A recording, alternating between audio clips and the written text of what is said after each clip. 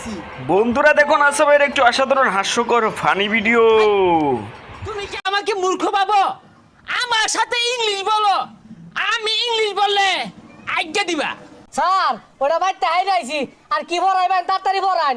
ঠিক আছে, আজকে তোমাদেরকে পড়াবো অজগরের কাজ কি।